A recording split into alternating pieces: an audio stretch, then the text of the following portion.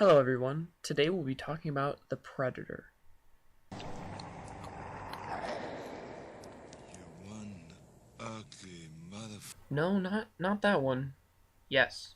More formally known as the MQ-9 Reaper, this is one of the various drones, or UAVs, in the United States Air Force's arsenal. These bad boys can do anything from long-distance aerial reconnaissance missions to short-flight hunter-killer operations. Reapers are unmanned aircraft that can be outfitted with an array of missiles, bombs, cameras, and well, just about anything the Air Force wants to throw on them. Friendly AGM online. The Reaper was invented in 2002 by General Atomics Aeronautical Systems, primarily for the use by the USAF.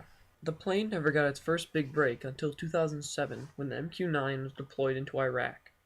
In Iraq and Afghanistan, the primary use for the Reaper was firing its AGM Hellfire missiles at targets ground forces couldn't reach. Okay, we're firing. Go ahead. And 24, Gator 6, we are inbound hot. Roger. Another use for the MQ-9 was disrupting enemy fortifications in an area too hot to send in a piloted aircraft. Detonated.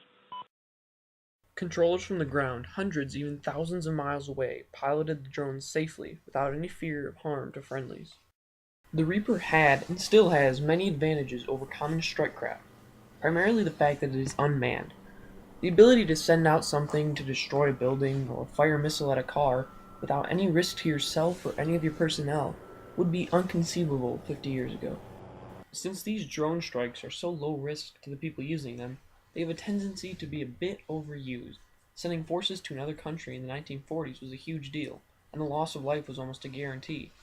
But today we can fuel up a Reaper a few thousand miles offshore, fly to where we want, throw out some missiles, and fly home.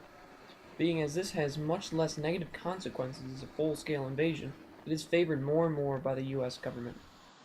You're right, that's not a Reaper drone, but it is still a drone autonomously taking off and landing on an aircraft carrier.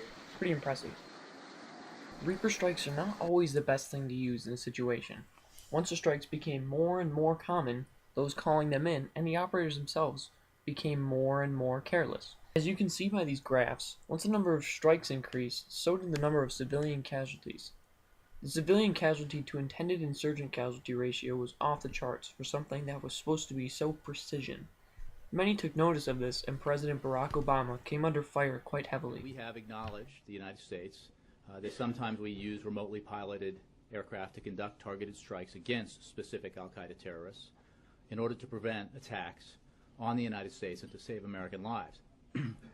We conduct those strikes because they are necessary to mitigate ongoing actual threats, to stop plots, prevent future attacks, and again, save American lives. These strikes are legal. They are ethical, and they are wise. Lately, government organizations have realized they are being too reckless with Reaper strikes, and the frequency of their use has decreased sufficiently.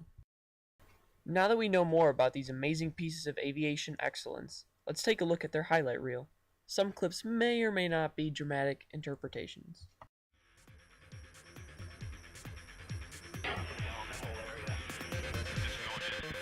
Okay, and just so it's back, got it for 5-1.